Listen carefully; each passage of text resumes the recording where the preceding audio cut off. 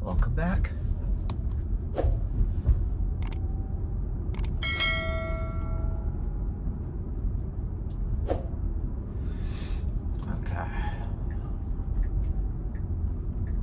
Let's see how we're going to do it today. Oh, there's a car coming.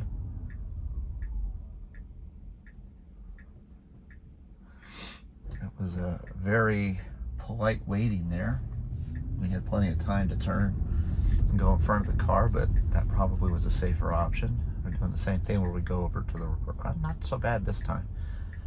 Somebody said that sometimes it follows the car in front of you for some of its decisions. We're clear on the left and the right. There's a car coming up on the right that's making a turn, but it's already out in the street. I changed the lanes in the middle of an intersection again.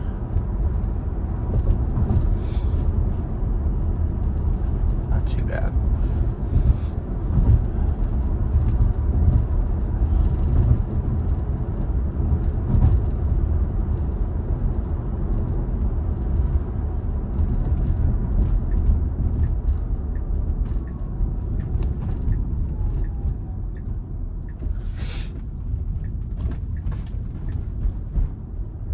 There we go. All right. I hope you're all doing fine today.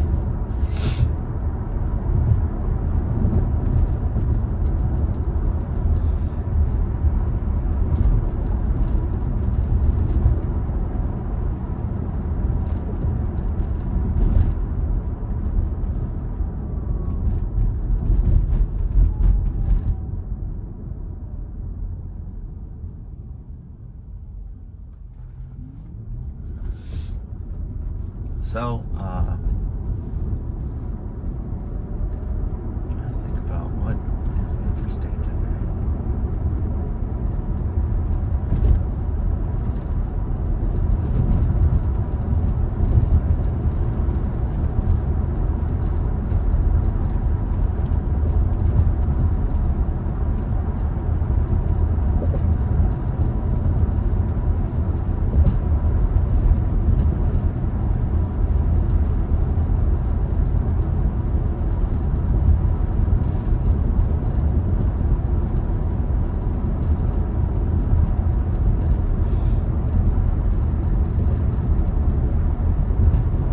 Today, Tesla's stock price hit $260 a share. In January, it was about $110 a share.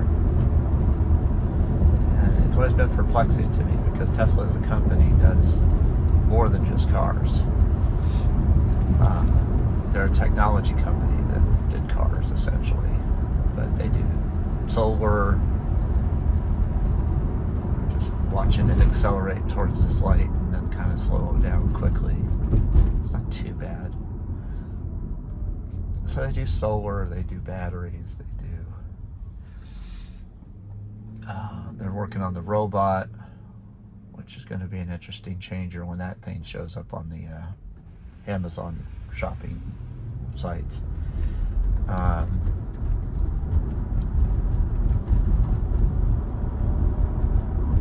Power walls. They do a lot of things. Oh, the charging infrastructure, which obviously now they're going to get some revenue from GM cars pulling up at those things. You know, and the interesting part about the chargers too is that Tesla really has it down about how to build out that infrastructure. They basically prefab a lot of the technology, so it's kind of just like a, I don't know, it seems like it's about a week process to just install a charger if they have the infrastructure there.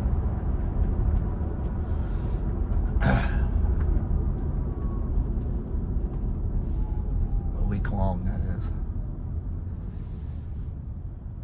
You know, and I don't think I've talked about this, but you know, Tesla, when you compare Tesla as a car company to like Ford and GM, Ford and GM's goal is to make money on the repairs of the vehicle or the upgrades, the amenities, you know, heated seats, power windows. It used to be a thing. Now there's not a lot. There's Still a lot of options you can choose from when you buy a car, and the base model is generally not what anybody gets. But they're not making a lot of money on the car sales. So then they finance the cars. But then they do 0% financing. They have to pull out all these deals, 1% financing. If you go through a bank, generally you can't compete when GM or Ford does their financing. But when you look at where they really make their money, it's in the repairs and service of the vehicles. Changing the oil, brakes, tires, trying to make it to where you only want to go to the dealership for those things. This is interesting.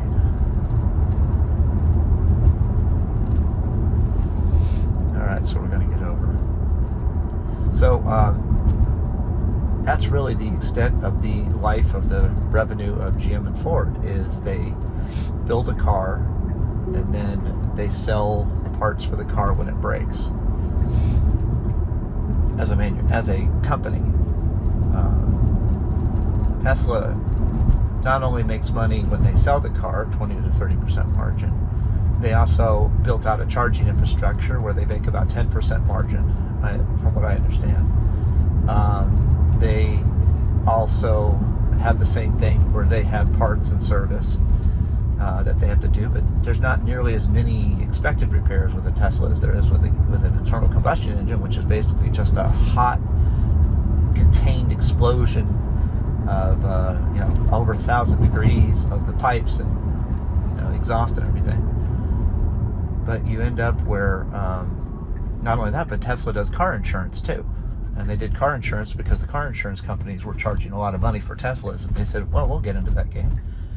So they can make, and then they have their software, the full self-driving and the acceleration boost, etc., which I kind of just put that in the same category as a regular, option on a car, leather interior or whatever. And they can charge it as a monthly fee, $100, $200 a month, etc. But they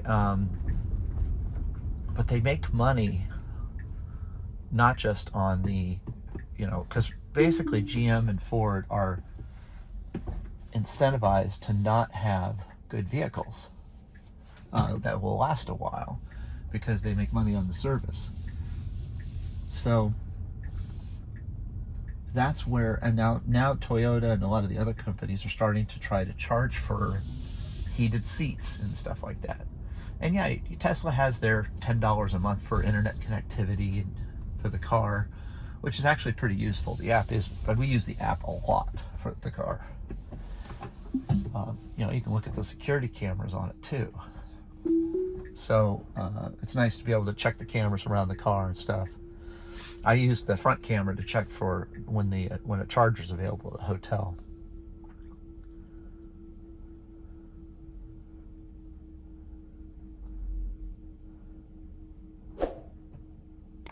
It actually stopped where I wanted this time. Not bad.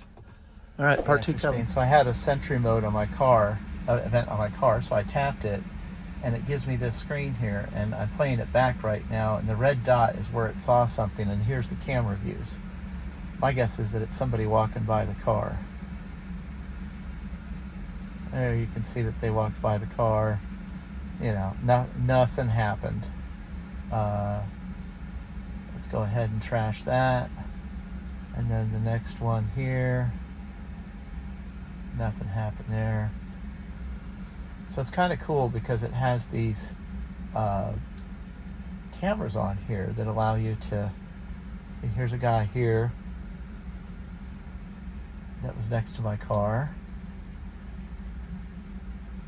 So what happens is it gives you, it captures video all the time, and then it puts them into a Sentry event folder on the USB drive. There's a USB drive in the glove box.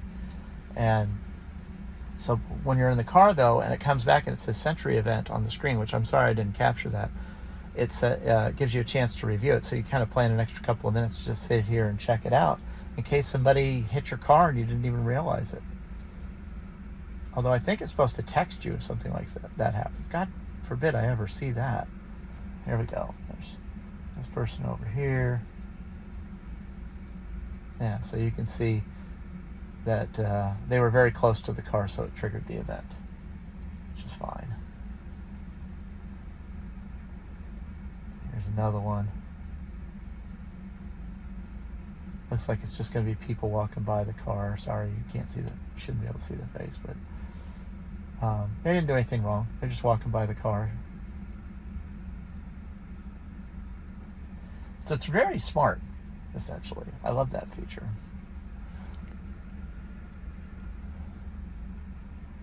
So let's see here.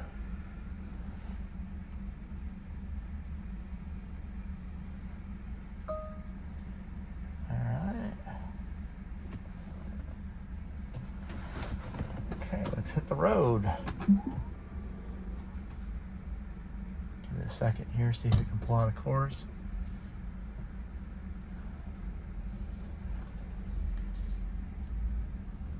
And there we go. There we go. Interesting, it's going to go right today. The right turn is a more challenging way. Oh, now it's going to go left. There was a person that was walking out in the street on the right there. I guess it just changed its mind. It thinks that the stop limit line is back there. Let's see what happens here. There's nobody coming. So we're heading right on out.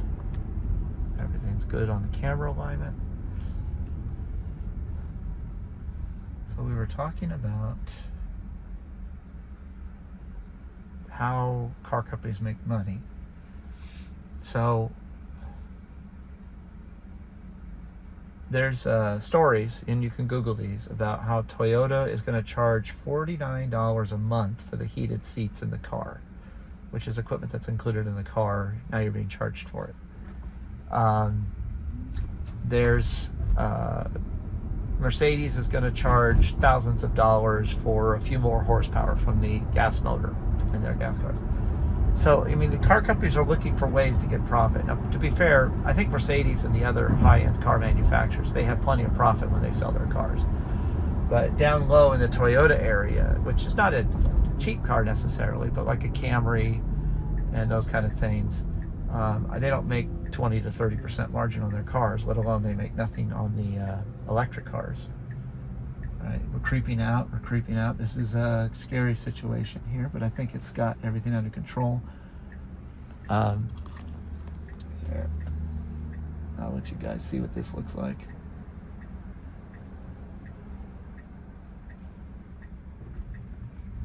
There we go.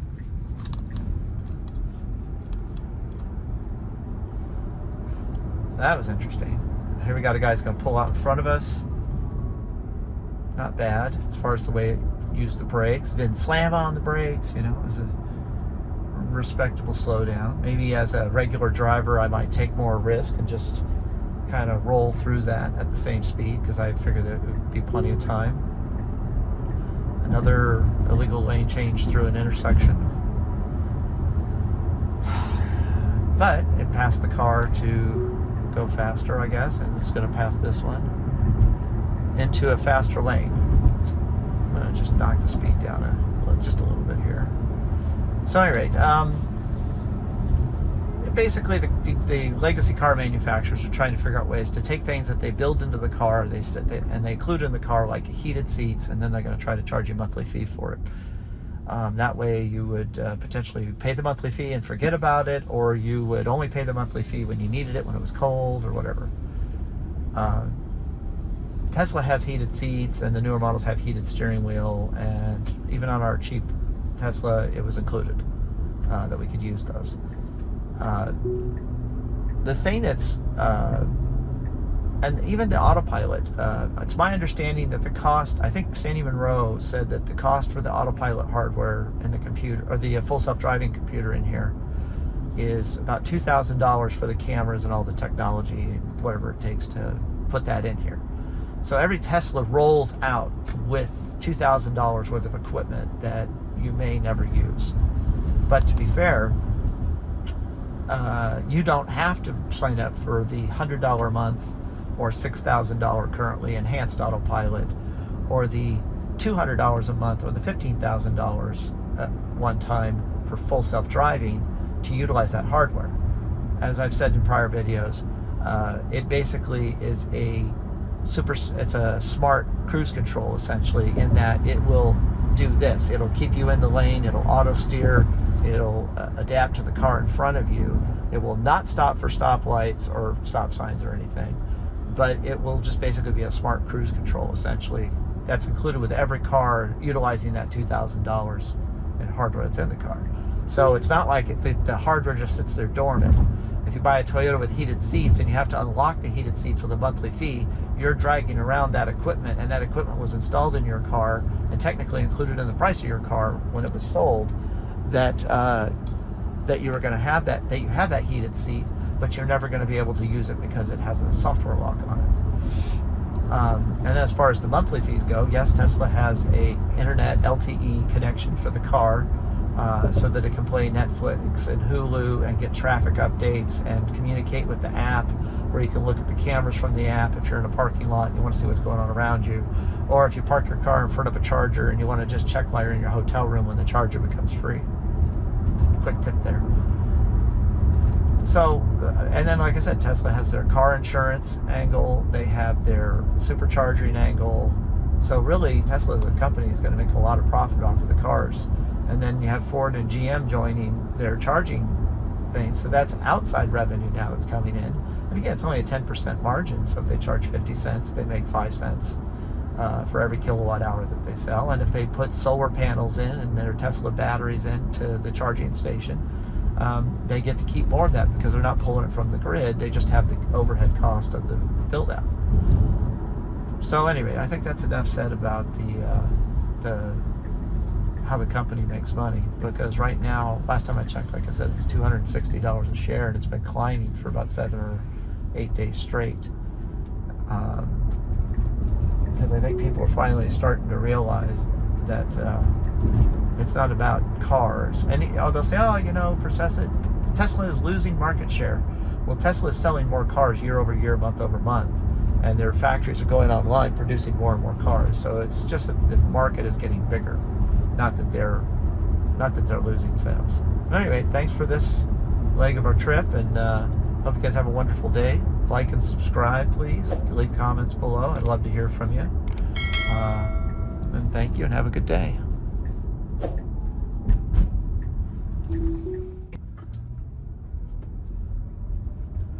It hasn't quite figured out the route yet. That is not the most efficient route, so we're going to fight it a little bit.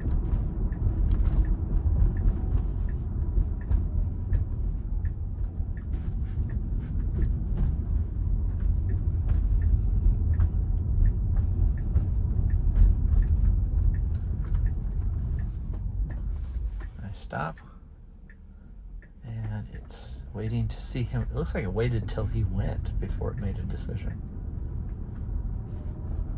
Maybe it wanted to see how that turned out. Where are my glasses? Dang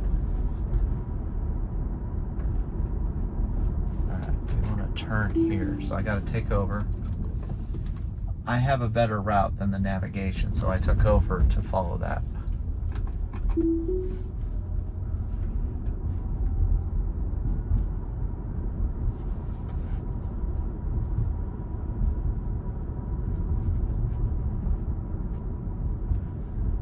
It's still a little nerve-wracking to me that it's hugging the right side so much. So I'm looking extra hard inside the cars, see if there's any sign of life inside of it that I need to worry about swerving around in case they, you know, because people just fling their doors open. All right, no.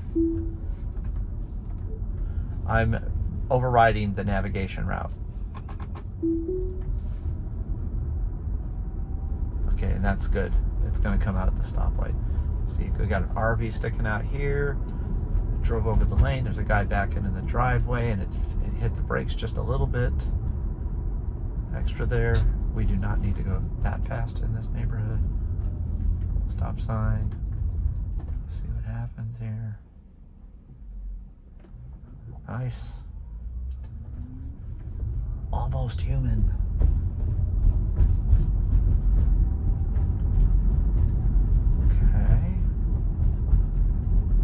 How it sort of went towards the middle there a little bit.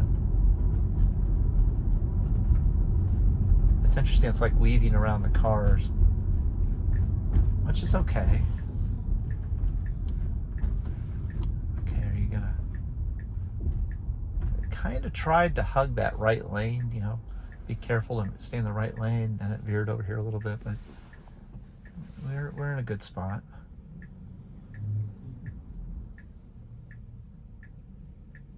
See what happens next.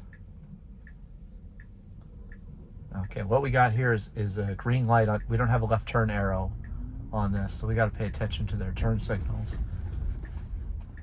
And okay, that's interesting. Okay, waited until the person was making a left before it believed him. Okay, I don't want you to make a lane change right now. Well, actually I think I did.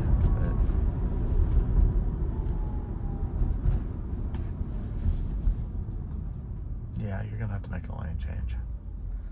This lane gets really jammed up for some reason.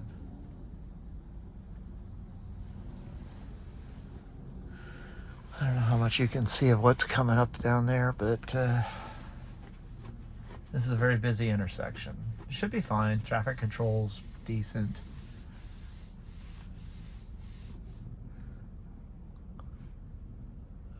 You can't kind of see what a mess it is over there.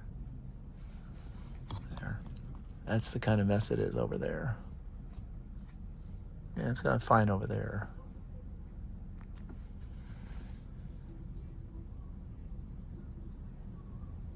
So this is going to be hard. It's going to try to merge, change lanes to the right after we get through this intersection. Maybe in the middle of the intersection. Who knows with this thing? Because if it stays in the, it's a good thing that it wants to get over, because if it stays in the left lane, it'll get backed up behind a huge left turn desire usually. If not, I'm going to tell it to get over, because it did take away the upcoming lane change warning. Get a little tug on the wheel.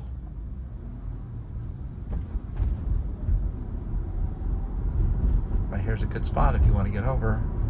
Okay, I'm going to initiate it. Okay, what is it? It's interesting. I told it to get over and it accelerated. We got a guy that's kind of sticking into our lane here a little bit. Ooh, it swerved around it. Oh, and it's even changing the lane. Interesting, okay. I did not touch the wheel. I was just ready to take over. It was a little nerve-wracking.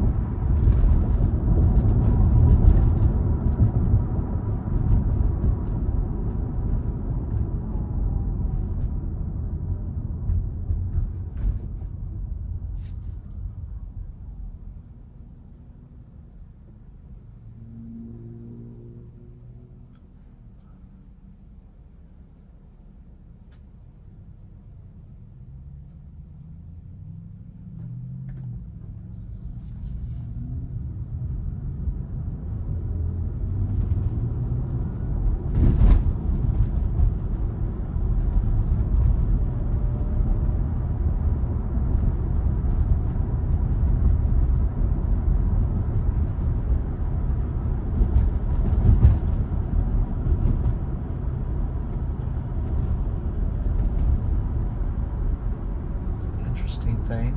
Just kind of zen here.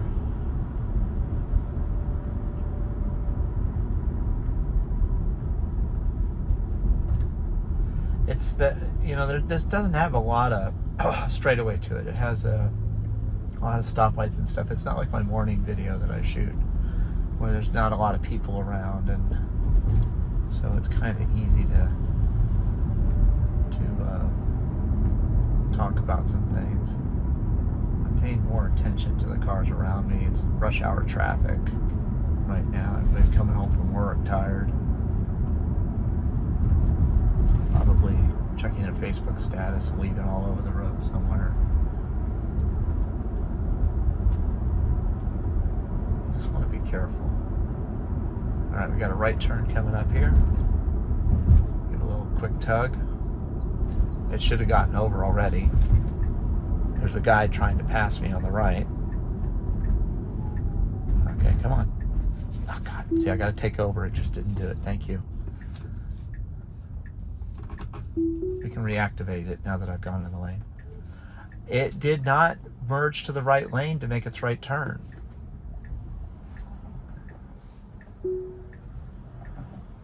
I think we can go. I'm tapping the accelerator to give it a little confidence boost. We got to make an immediate left turn here, and it's not doing it quick enough. I got to take over again. It didn't make the immediate left turn lane quick enough. So I'm going to just reactivate it there. Like I said, this isn't really a... Okay.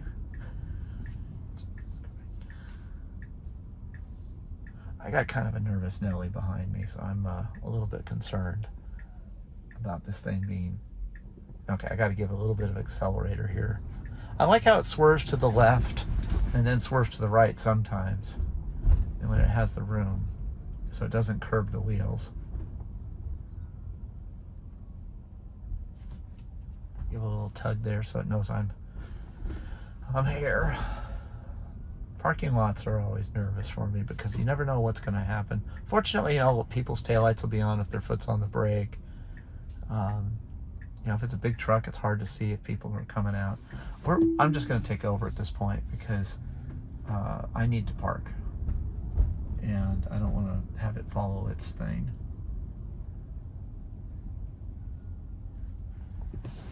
Oh. Okay. It is a busy night here. Let's see.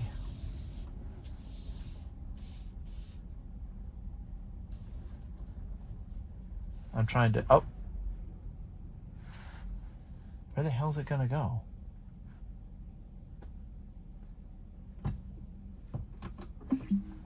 This will be interesting. It looks like I'm 10 miles from that parking spot.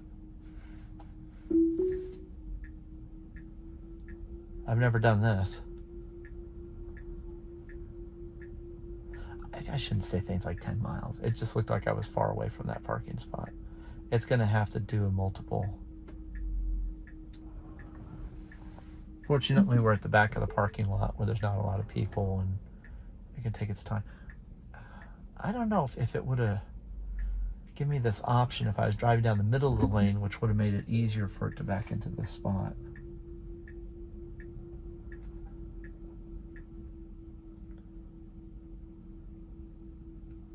Now it's hugging the right side of the lane. Let's see here.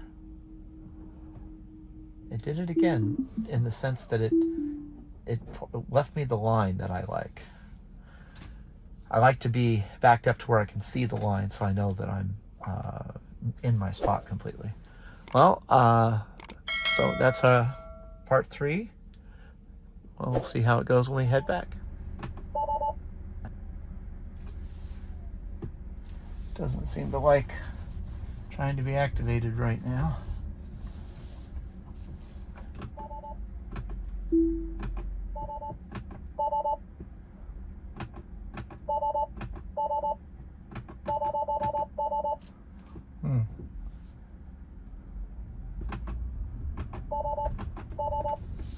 Interesting.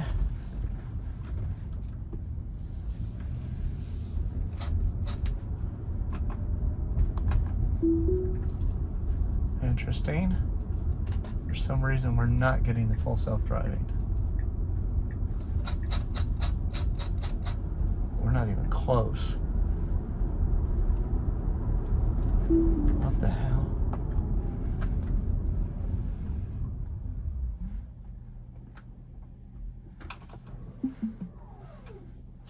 Ah, yes, yes. Oh my gosh. All right, you guys witnessed it. It just deactivated full self-driving by itself.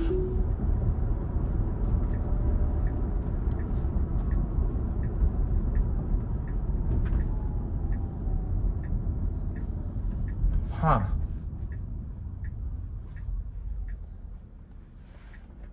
All right, so basically I came out to the car and tried to put it in full self-driving.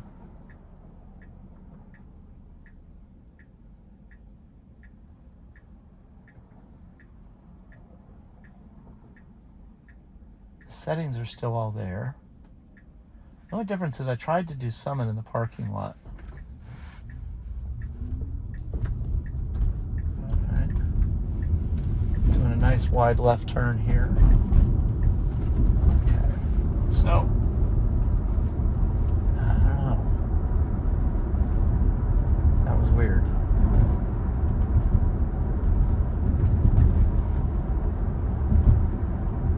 I had to put it in park in order to switch it over to full self-driving. What was that setting? Auto steer beta.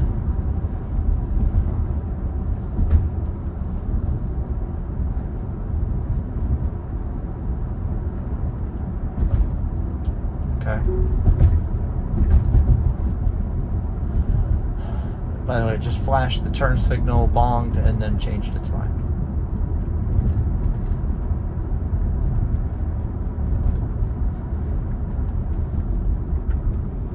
I want it to get over because the right lane gets on the freeway. So I'm going to induce a lane change.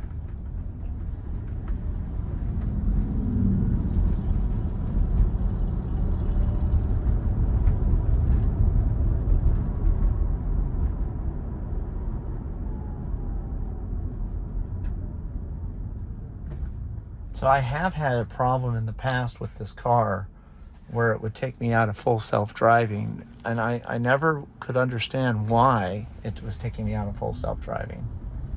I was in the beta queue, and I'd come out to the car, and then miraculously I would just be kicked out of the queue, and it would be like, do you want to be in the queue? Oh, my glasses. Okay, sorry.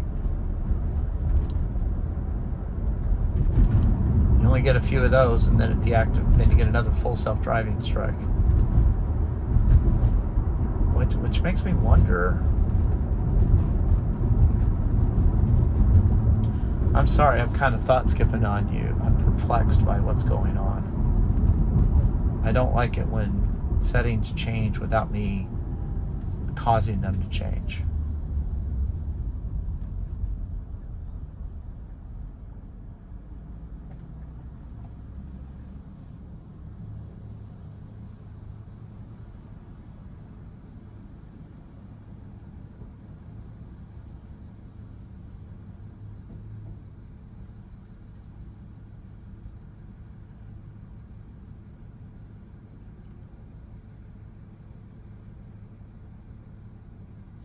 I say June 12th or July 12th. Oh, never mind. That's not about you.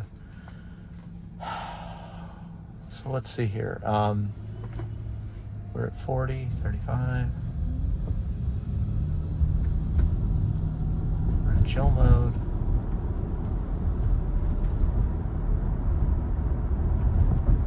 I was just noticing the scale is really off. It seems like the image shows them being further apart than they actually are. The distance between the bus and the car that was next to me. What was that bong?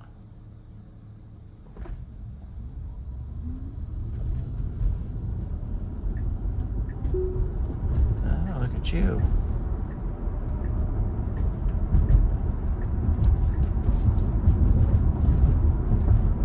Interesting. So you'll see it doing the high beams automatically.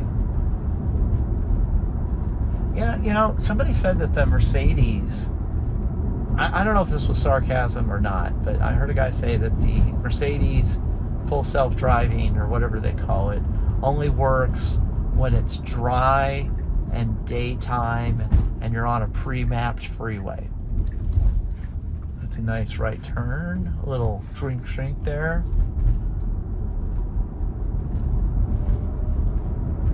I don't know if that's true. I don't really know much about the Mercedes full self-driving. I just know that I do know that you have to be on a mapped road, and their thing will let you. It's level 3, which allows you to take your hands off the wheel, and those conditions have to be in play, as well as it can't go above like 37 or 40 miles an hour.